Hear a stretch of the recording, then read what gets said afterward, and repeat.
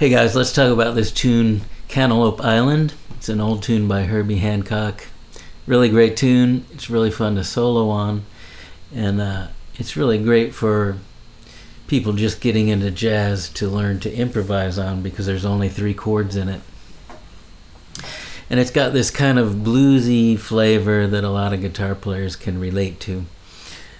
So the chords are F minor 7, right? That's going to be 1, flat 3, 5, and flat 7 is in the chord. D flat 7, that's 1, 3, 5, and flat 7. And D minor 7, or D minor 11, functionally they're the same thing. So D minor 7 is 1, flat 3, 5, and flat 7. Now, interestingly, the melody on this song is based purely on F minor pentatonic. It doesn't stray from that even when the chords change.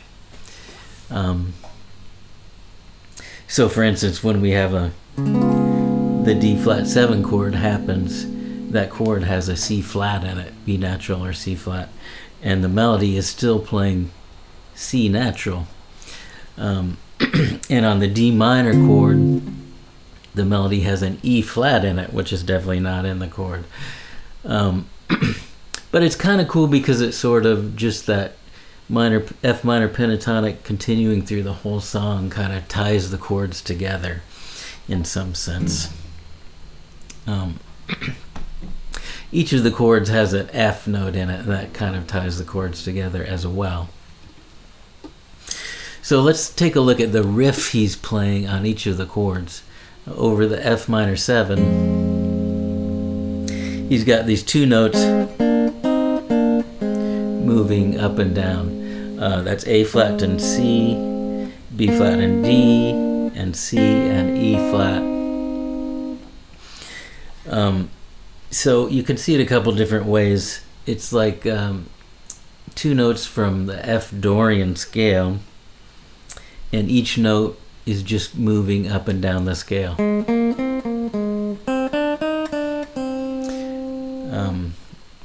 Sort of harmonizing the Dorian scale.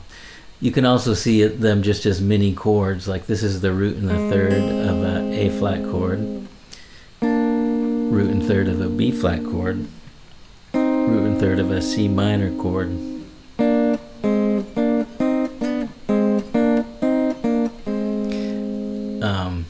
He kind of does this little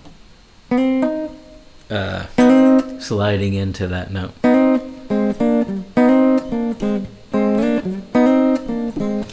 Right. Then the similar idea continues on the D flat 7 chord, but the notes are adapted to fit the chord, right? So now we're going to have A flat and B, or C flat, B flat and D flat, B and D sharp or E flat. So that's like an A flat minor chord, a B flat minor chord, and a B chord.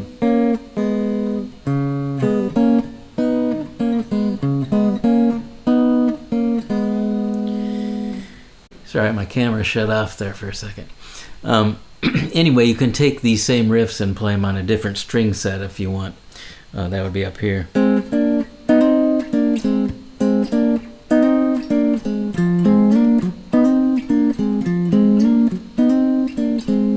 then for the D flat.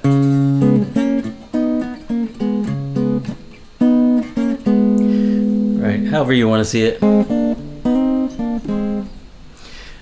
Then when it goes to the D minor chord, he plays this sort of fourths voicing. So if this is our regular D minor 7,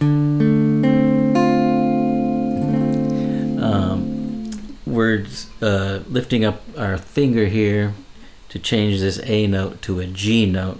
So it's sort of a stack of fourth intervals. Gives it kind of a little more dense, kind of jazzy sound. Now, soloing wise, on the F chord, the F minor 7, they're basically playing around with the F blues scale, which is like a minor pentatonic.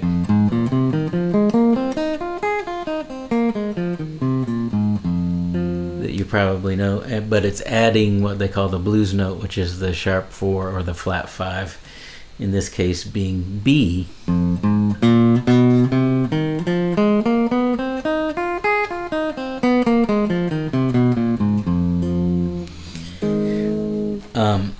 And then when they go to the D flat 7 chord, they're really just playing D flat mixolydian, just matches the chord.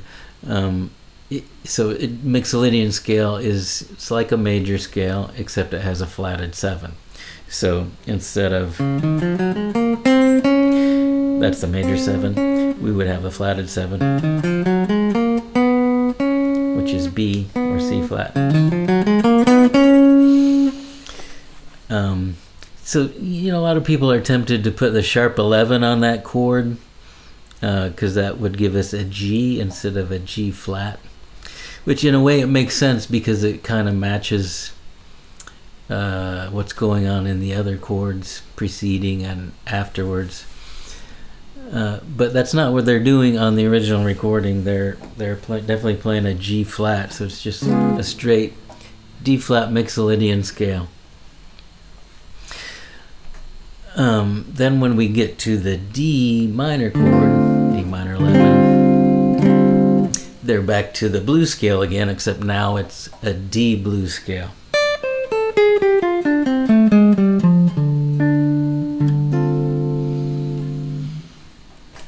Now Freddie Hubbard is sometimes kind of doing these fourths kind of ideas that are still within the blues scale, but they're kind of acknowledging this voicing, this kind of sound. Now in later recordings, they seem to have gotten more adventurous.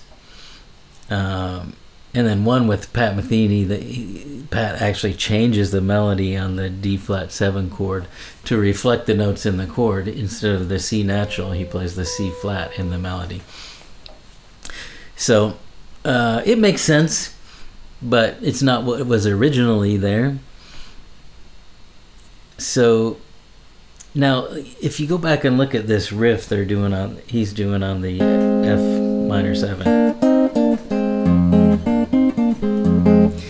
Even though they're playing like the blues scale, that riff is really sort of acknowledging the notes of the F Dorian scale.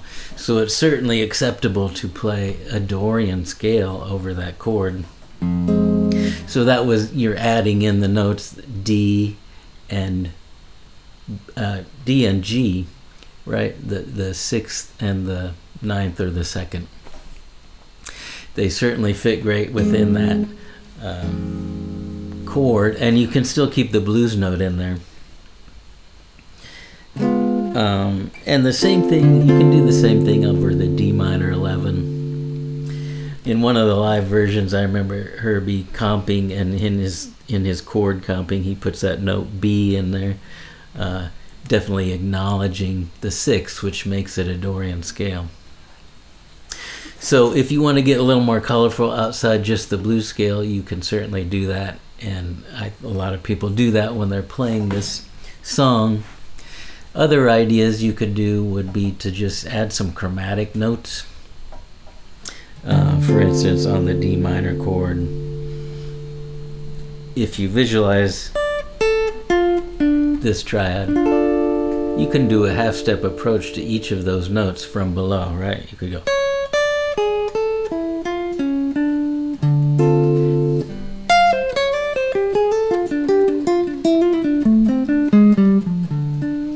Right, that's certainly acceptable and cool. It adds a lot of flavor. You can also just chromatically move from any chord tone to any other chord tone. So on the same chord,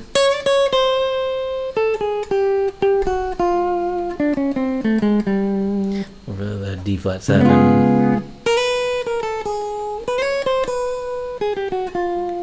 So that's all acceptable. And cool, if you want to add some more flavor. If you're comfortable with the other scales and you want to get more adventurous, give that a try. All right, guys, have fun.